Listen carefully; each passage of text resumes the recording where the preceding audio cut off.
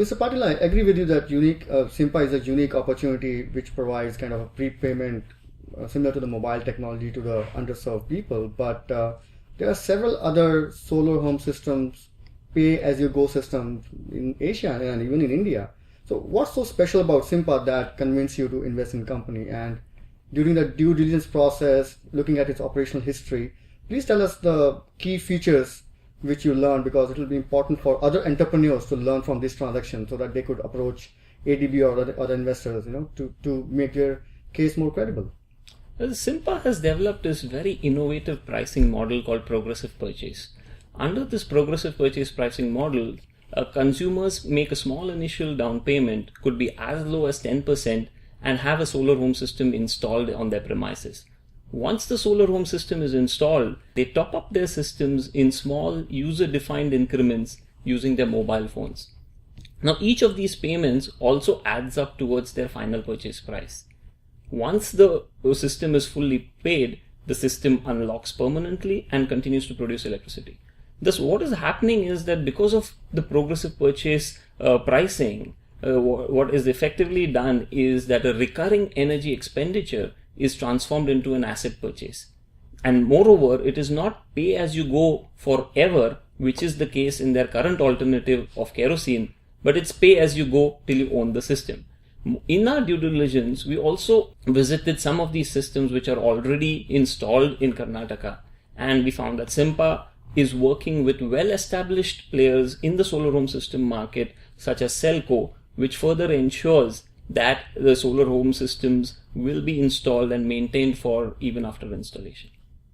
Okay, now the deal is over. You pass on the money, now everybody's happy. What learnings you had from this process which you could share with other project officers within ADB or other investors outside, that learnings which could be taken from this? At the private sector operations department, we are continuously searching for other such inclusive business models which we can invest in the future, particularly in areas related to energy access, education, and agribusiness. We are currently looking at a couple of such similar investments, and we hope to conclude them in the coming year. As far as the lessons learned from this transaction, it was a very unique experience, and what I would advise other project leaders who are looking at such similar investments is to be very, very particular about the sustainability aspects of the solution that they are proposing, because while an idea might appear very attractive today, we have to look at whether this idea will be sustainable in the long run, and that should form the basis of the investment. Okay.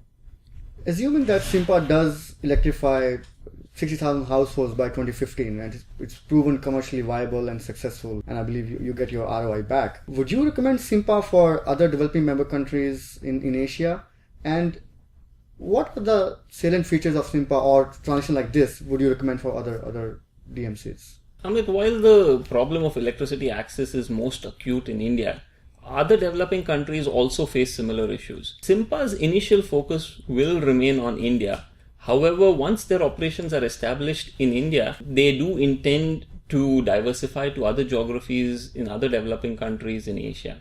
The Simpa pay-as-you-go system is very replicable across other geographies where you have the similar problem with electricity access among a large rural population which is not connected to the grid. And in fact, the value add that ADB brings to this company is the access to other countries in Asia where Simpa can in the future diversify its operations.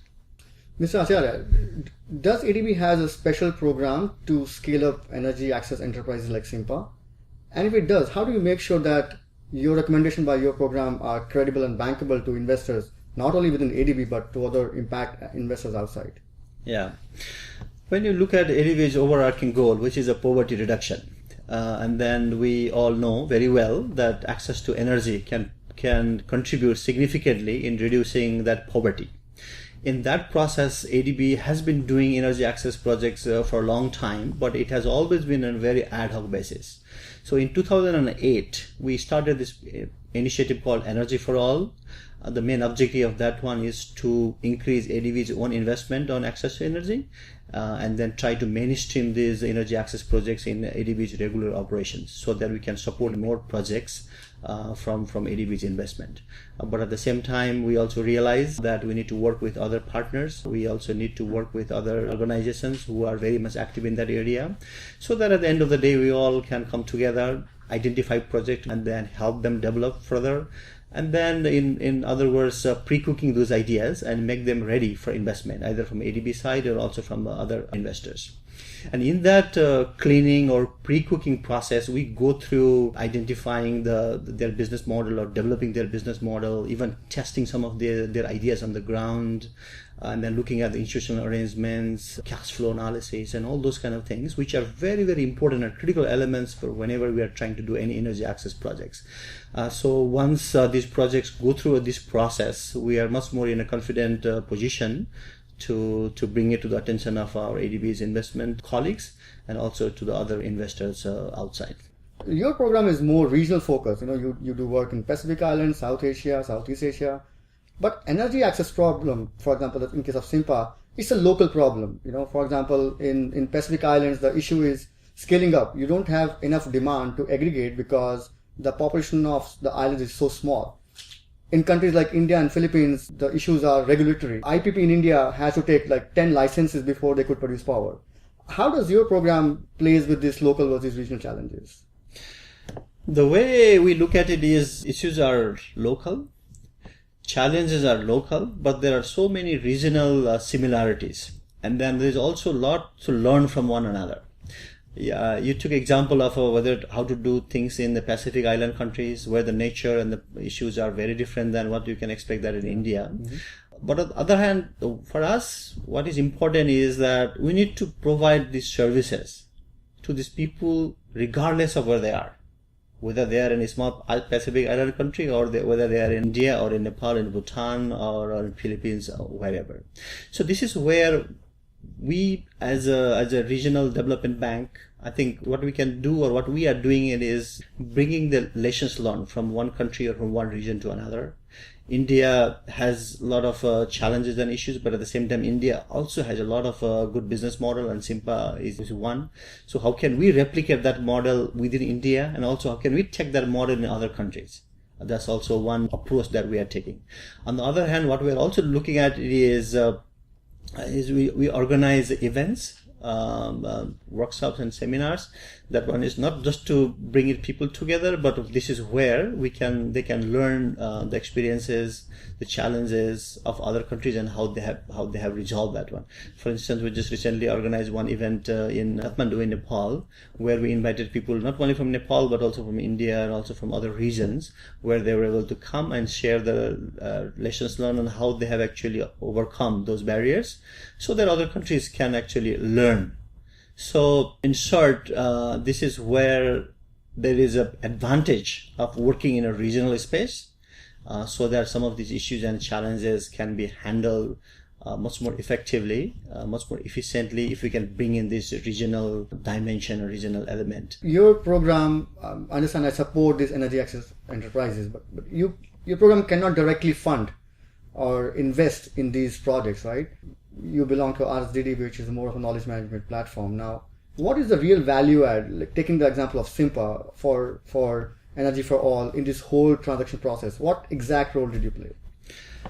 Our, all the investments are usually done by our operations department, either from the private sector side, also from the public sector side. But the role that we usually play is to identify good business opportunities and good business models, pre-cooking those ideas, making them ready for investment, and then assist both the project developer and also with our operations colleague, both on the private sector and public sector side, to help them in the due diligence process. If there is any other feasibility studies or other studies that are required to complete their due diligence or to just finalize the overall business plan, we provide that support in that process. To me, this is a real value addition, especially for energy access projects, because these are small scale in nature. are very human resource intensive. Oftentimes the project developers are also very small. They don't have these necessary resources to undertake all these activities.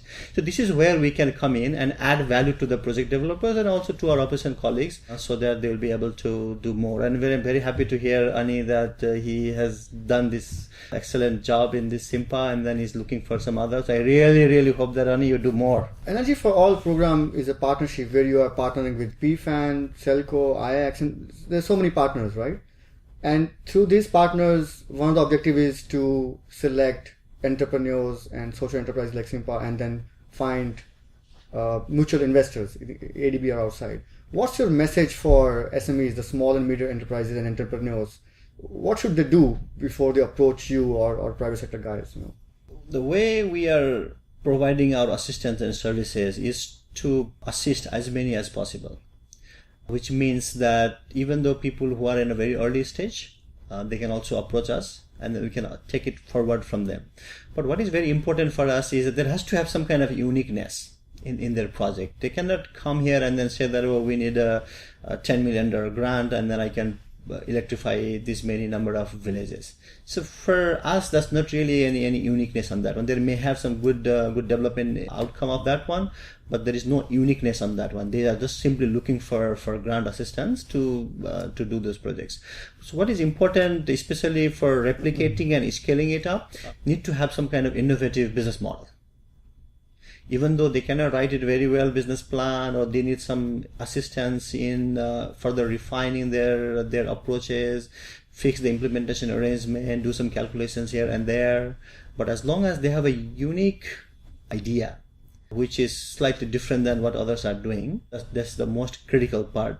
So, Mr. Patil, do you agree with Mr. Acharya that the business plan, the pre-cooking, and the partners does play a role when you screen and invest in these projects? And secondly, I'm not sure, but ADB rates for the private sector investments are close to commercial, as they're not as low cost financing as in the public sector. So why do people need ADB private sector investment, if there's more commercial rates? No, see, on your first question, yes, we definitely value inputs which enable these entrepreneurs develop the business plan. Many of these entrepreneurs have wonderful ideas, but do not have the resources to develop business plans in a way which will attract private sector investors. Okay. So any help from RSDD in that aspect, which enables these promoters to polish their business plans, is highly appreciated. Now, on the second aspect, we do think that if these companies come to us with a good business plan, then the private sector operations will look at these investments and will invest it. But also on the other side, what is also important is that when we work with these, let's say, people who have these innovative ideas, we can also assist them what kind of projects our private sector departments are looking at, right, what kind of criteria they have. So you can also feed that information back to them and then see whether those projects are feasible or are viable, meeting those terms and conditions, and then what our private sector department is looking at. For me, we are kind of in between. So we understand what the project developers are looking at, we understand what our private sector department is looking at, and then we can facilitate that process. So at least we have put Mr. Patil on record that he will do look at the projects which you will screen it, and that he will take it seriously. At least we have that much commitment from him. But I think we will also we need to do our job best to screen those projects properly, so that when they reach us to any desks, I think these are much more polished.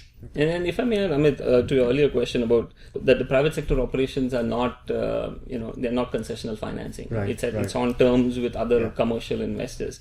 However, someone like ADB brings a lot of value add to such companies. Okay. And this is not just in terms of financial resources, but also in terms of knowledge resources. Okay. So by having associated with ADB, Simpa not only just gets the money that we invest, but also knowledge resources from RSDD. Right. It helps them to diversify to other markets. It helps them connect with policymakers in different regions. And that is a big benefit to these young entrepreneurs. And that is one of the reasons why they prefer us. Excellent. Thank you, gentlemen, for spending time with us. I believe we will do much more deals like this with PSOD and others. Thank you. Thanks. Thank you.